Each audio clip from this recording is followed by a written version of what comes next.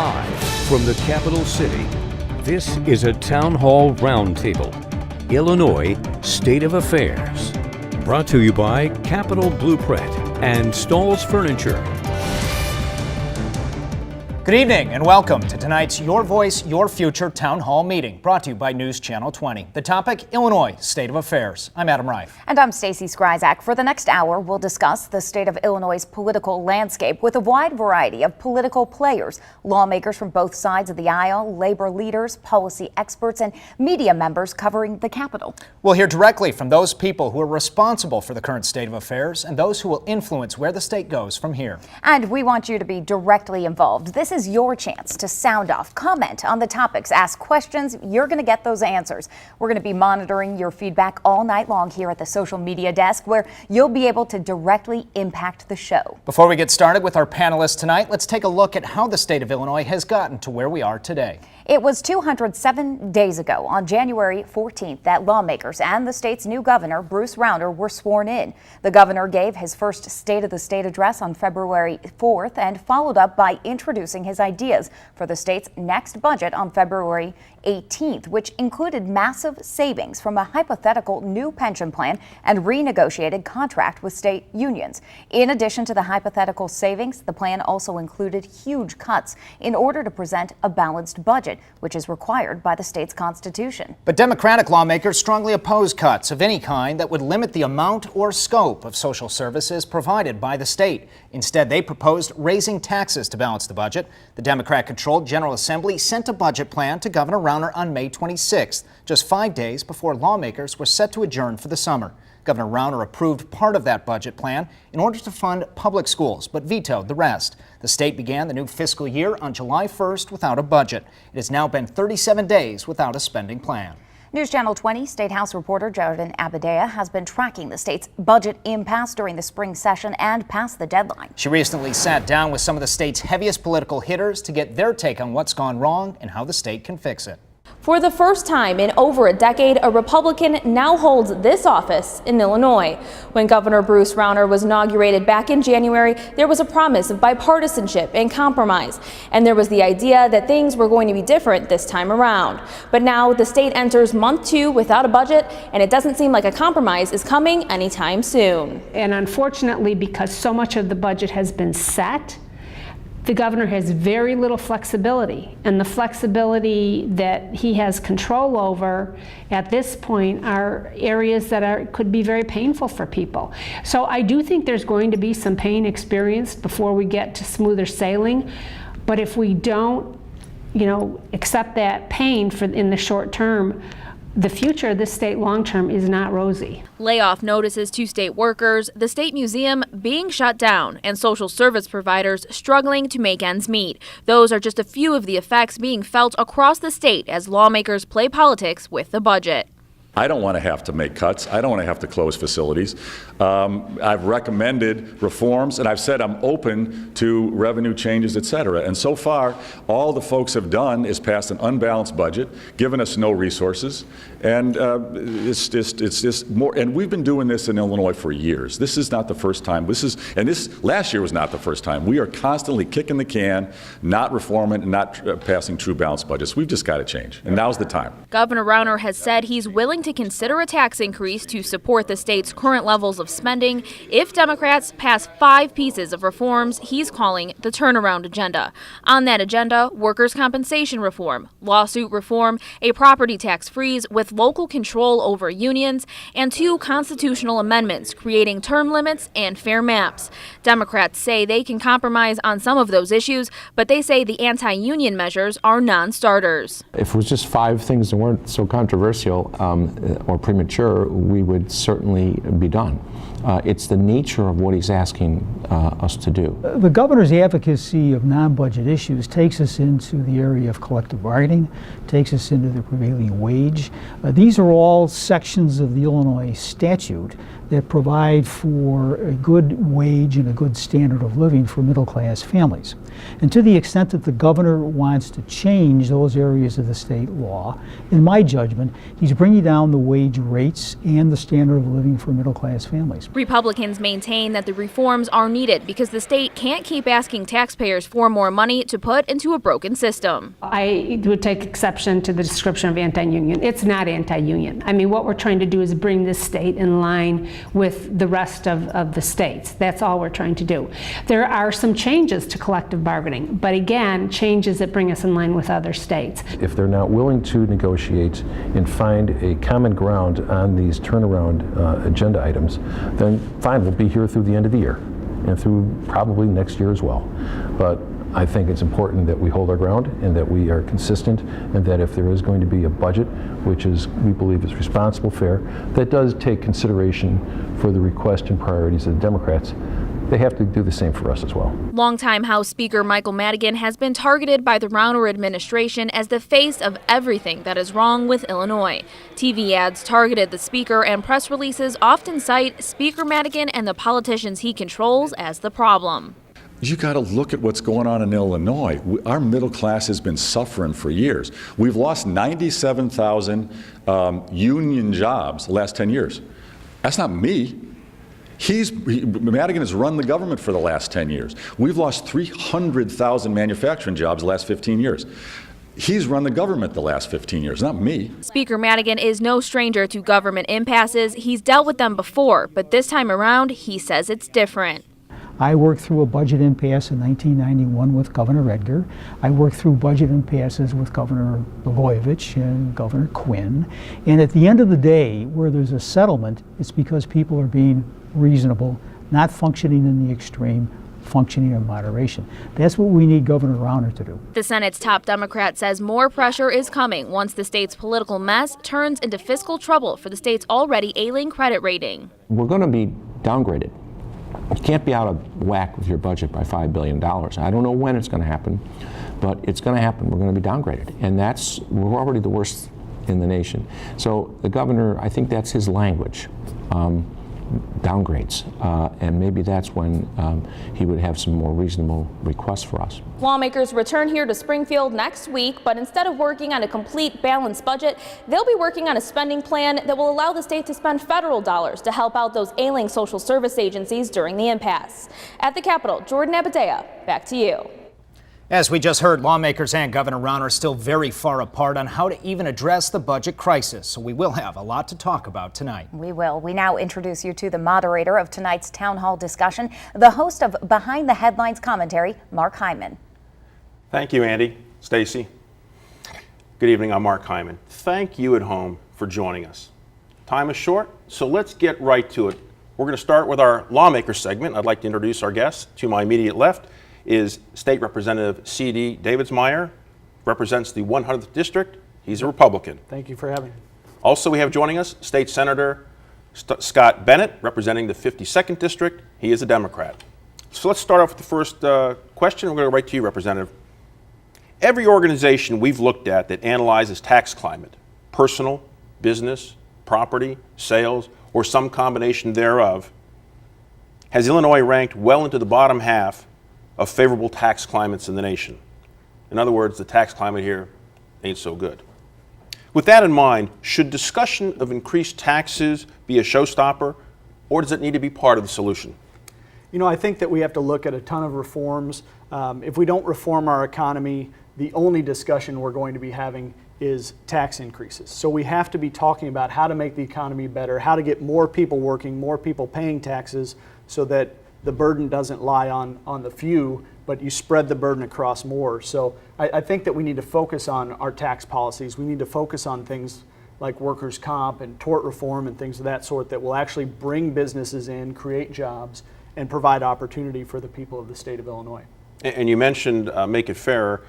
Does that include broadening the base of taxes? Because there are certain groups that have some exemptions in terms of retiree pensions and so forth. And you know, I'm sure that may be part of the discussion, but right now I think we need to talk about the issues that will make the economy better before we talk about new taxes. Senator, what do you think? Should taxes be part of the conversation?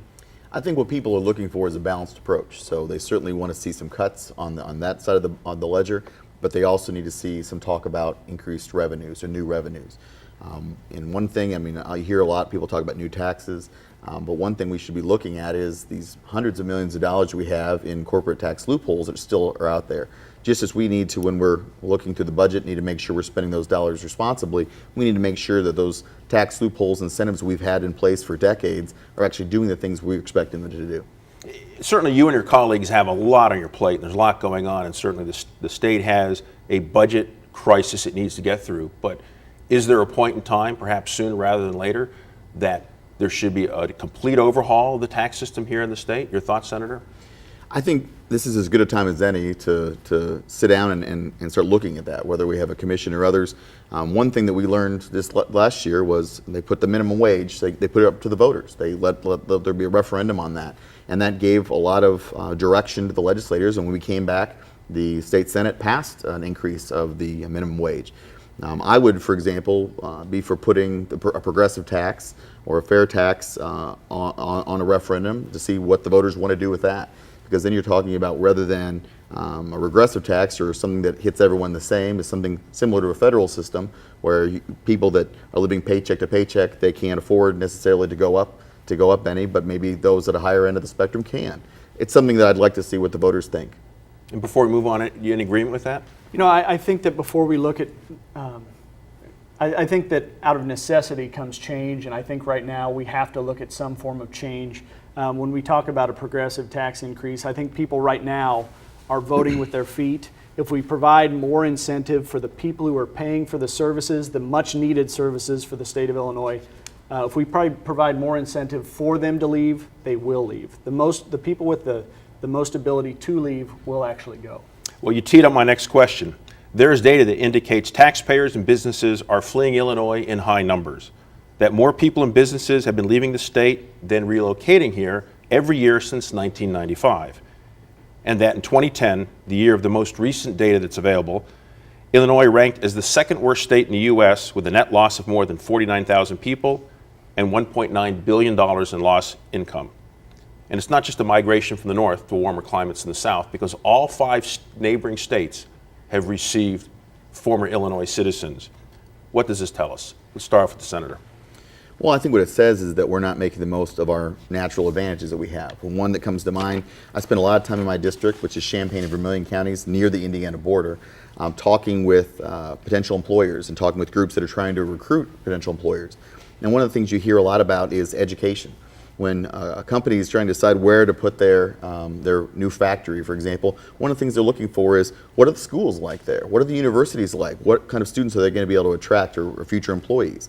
And that's one thing we haven't done a good enough job with. Over the last decade, we've given less to K through 12, so the schools aren't as strong as perhaps they once were. We're not funding higher education, and we're completely ignoring vocational training, so we don't have the skilled workers that a lot of the employers are looking for when they come to decide where they're going to put their plan. On that topic, and the senator made a great point, if you travel anywhere outside the state of Michigan, you see these Pure Michigan ads. And the state of Michigan is going to great lengths to try to attract people to the state. Should Illinois be doing the same thing? We certainly have the business side, we have the tax climate side, we have the regulatory side that needs to be looked at. But what about, as the senator said, the positive attributes of the state? Can we do more to attract people to come here? You know, I think people should want to be in the state of Illinois. We are a transportation hub. We are the center of the United States, not only the United States, but the center of North America. People should be wanting to come through here. The problem is we're not providing the tools for them to want to move here. When you look at a state like Michigan, you're looking at a state that has a quarter of the cost in workers' comp as the state of Illinois. So when people are looking to move to create middle income, middle class, good paying jobs that support families, they're looking at going to places that support their businesses, that allow them to create those jobs, that allow them to create more taxpayers. Next question goes to you. Moody's Investor Service has downgraded the Chicago credit rating to junk status, making it much more expensive for the city to borrow money. Some worry that state officials will feel a need to bail out the city, adding further expenses to an already strained state budget. How worrisome is the financial situation in Chicago, and what, if anything, should state officials do? You know, I think everyone in the state of Illinois, whether you're in the city of Chicago or whether you're on the border of Kentucky, I think everybody has to be worried about what's happening in the state of in the city of Chicago. I think a lot of times the rest of the state feel like we're run from the city of Chicago, but you know, if we don't do something, and I'm not saying we need to bail them out, but we need to give them incentive to help fix their own problem. You look at their property taxes, and there's been a lot of talk about property tax freezes, but why would I vote to freeze my property taxes when Chicago hasn't had a change in their property taxes since the early 70s? You know, I think they need to step up, they need to make the tough decisions, and they need to help themselves before the state should be willing to even step into the conversation. Senator, thoughts? Well, certainly there is this divide, right, between downstate and the city of Chicago, and I think this kind of brings that debate. But one thing I think to remember is our economy of the state is inextricably linked. You cannot let Chicago fall and expect the state to do well. So I think we also need to remember that there's going to be an investment there in the entire state and what we do in Chicago. Certainly there can be conditions on any kind of funding we talk about to make sure that whatever got us to this situation will be corrected. But I think the thing to remember too is much of what we're looking at here with the struggles Chicago is facing, it has to do with their schools. And so you're talking about kids. And so in terms of when you're talking about, you know, the struggles that kids are going to be dealing with up there, I think that's something we have to really consider when we're trying to decide what and how we're going to provide the aid. As far as the whole upstate, downstate divide, is there a point that we need to have a stronger conversation amongst state officials, city officials, and local leaders so that we're all on the same page? I think anytime you can get people together to have good conversation, I think you need to do it. The reality about just to get back really quick to schools, Chicago's a taker when we talk about schools and funding for schools. Downstate helps fund Chicago schools. I realize the economy in the city of Chicago is huge, but they've kind of followed the state of Illinois. They make a lot of promises that they can't keep, and the state of Illinois has continued to make those promises that we can't keep. And until we're willing to stop making those promises and realize that we need to start doing something well before we make additional promises, nothing's going to change. But those conversations need to be had. Any brief thoughts, Senator? No, I mean, I'll let those senators that represent the Chicago area speak for that area and stand up for their districts. But I would agree with the representative. What I think this whole session has been a lesson on more communication is a better thing than less. And we're going to wrap this segment. I'm going to thank our lawmakers for being part of this first segment. And we're going to check in with our News Channel 20 anchor, Stacy Skryzak, who's manning our social media desk, to find out what our viewers think of all of this. Stacy? Thank you, Mark. We are getting a lot of feedback. I've got the Facebook page right here behind me, and actually some of the questions starting to come in, so I'm going to relay those questions from you at home over to Mark in our commercial break. We've been asking a lot of questions over the last few weeks, and we wanted to know, what do you think voters can do to improve the state's budget process? Here are some of your thoughts. Joe writes, get commoners in the General Assembly. These people would know how to live within their means and stop this process that gives money away. While Stan writes, this is a no-brainer. The voters need to vote. The voters are supposed to control who is elected, and it's their responsibility to study the candidates' qualifications and make good choices. A budget is a budget, whether it be in a household, a business, or government. Special treatments, handouts, financial breaks for special interests are not good business. Clean house. Start all over again. Too many people and businesses fleeing Illinois. We need fresh eyes and minds to get us out of this disaster we are in, for the sake of taxpayers and the state. And Kevin writes, get rid of the crooks that are in office now, starting with Madigan and his corrupt cronies. Now, we want you to join our conversation on social media. All you have to do, just go to facebook.com, WICS ABC20, or you can follow us on Twitter. There's the hashtag right there on your screen, your voice, your future. Don't go anywhere. Illinois State of Affairs will be right back.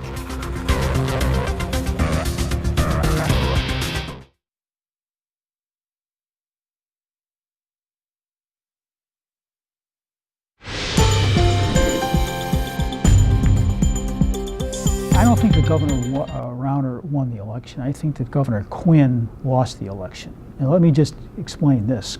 There was an advisory question on the ballot in November of 2014 concerning the minimum wage. And the thinking was that if somebody came to vote for the advisory question on the minimum wage, their political thinking would be such that they would vote for Governor Quinn. Well, there were 650,000 Illinoisans who found their way to vote for the advisory question on the minimum wage, but could not find their way to vote for Governor Quinn. And that's where I would say that Quinn lost the election, not Rauner winning the election. And we're back with our policymaker segment for tonight's roundtable. Thank you for staying with us. Let me introduce our guest this evening, Mrs. Christina Rasmussen with the Illinois Policy Institute to my left, and Mr. Robert Reed with Better Government Association. Thank you for joining us. Absolutely. That was quite a statement. So let's start off with you, Mrs. Rasmussen. Did Governor Quinn simply lose this election? Madigan's claim is just sour grapes. Let's be honest here. Rauner won convincingly, and not only did he win the gubernatorial race, he won in 20 House districts that Democrats carried. So clearly people who voted for a Democratic House member or a Senate member still voted for him as governor. It's a shame to see Madigan trying to wish this away, but it's pretty clear that the people of Illinois decided to opt in for something very different. Mr. Reed, that splitting of tickets, does that speak volumes? And if so, what does that mean? Well, I think it speaks to the dysfunctionality of state government and that people were anxious for a change. And they proved that. And Rauner did much better in areas that were strongholds for the Democrats, and I think that was surprising to the Democratic Party. Having said that, you know, we have to move on from there now. The election is behind us. He's the governor of all the people, and he has to start moving in that direction. Mr. Reed, I'm going to follow up with the following question. According to the 2014 Comprehensive Annual Financial Report for the state of Illinois, there is a combined unfunded actuarial accrued liability of more than $111 billion for the 5 state employee retirement systems. It's the highest per capita in the entire nation. Each year consumes a much larger portion of the state spending than it did the prior year. Doesn't it stand to reason that this should be aggressively pursued in terms of finding a solution to this unfunded liability? Yes, it's a mess, there's no doubt about it. We've got to start thinking about how we're going to fill that hole and get out from under these types of obligations. But you have to do that in a comprehensive way. It has to be fair to the people who have earned their pensions, and it's got to look forward so that you're not going to put the state in greater financial jeopardy. There's a lot of issues that need to be discussed here. It can't just be done by saying move everybody into, you know, a 401k plan. There's a lot of T's that have to be crossed and I's that have to be dotted before you go in that direction or any other direction. But it's going to take a lot of heavy lifting because in our previous segment, we talked about taxes, and there's really not the climate, it seems, for many in Springfield to raise taxes. But certainly some believe that is part of the solution, and there's certainly opposition to making cuts, certainly to certain social services, and of course, the entire pension issue itself. So what steps need to occur here in Springfield so that we can close what seems to be a $6 billion spending gap just for this year? Absolutely. Well, you're right. It is going to be a big lift, but the people of Illinois deserve it. We know what doesn't work because we've seen that unfold over the last 10 years, right? Just 4 years ago, we tried a massive income tax increase that took away the equivalent amount of 1 week's pay for Illinois working families. And we gave it to government to supposedly fix their problems. 90 cents out of every dollar of that tax hike went towards a broken pension system. We still have billions of dollars in backlogs. We have seen people and businesses, like you mentioned previously, flee this state. We know that is not the solution. What we need now are spending reforms moving forward, but importantly, changes so that our economy becomes more attractive, because of course the ideal situation is where you have a growing economy, growing job, and that naturally throws up more revenues so you don't have to dig further into people's pockets. Well, let's stay with the whole issue of the pension issue. In December 2013, then Governor Pat Quinn signed into law legislation. It was passed by the legislature that would allow the state to reduce state worker benefits. In May of this year, the Illinois Supreme Court struck down this law as in violation of the Illinois Constitution. This seemingly would end any kind of measure that would result in a reduction of state pension benefits unless perhaps there was involvement by representatives of the workers. One observer made a proposal, and Mr. Reed mentioned it a moment ago. Perhaps the state should lay off the entire workforce, close the pension system, create a new pension program model on 401k, and rehire the workforce. Certainly that would be dramatic, it would be unprecedented. Is it even realistic, or some version of that realistic? If you're a state employee who is tired of the politicians mismanaging your retirement, you have every reason to want to get them out of your retirement future, right? So long as the politicians control the pension system, there will be problems. So we've got to look at ways going forward where folks are put into a self-managed plan like they have in the university system, where the politicians can't reach their hand into those accounts and take the money. That is the best way forward. That is the only way that you stop digging the hole that is causing Illinois to go on this death spiral where people and businesses are fleeing the state. And before I get a comment from Mr. Reed, but let's say we've got a state worker who's been a diligent, hardworking state employee for 25 years. It came in with a promise that he or she was going to receive certain benefits at the end of the rainbow. Is it fair that government officials now say, we changed our mind? I think everyone at the table agrees that what you've earned to date, you should keep. But going forward, we have to have a more fair, a more affordable, a more secure option so we don't stay in this perpetual vortex of chaos and crisis, so that we have certainty and control and individual ownership going forward. Mr. Reed, your Well, I thoughts? just want to say firing everybody was one of the nuttier ideas I've ever heard. I mean, that's not going to work. It isn't even close to reality.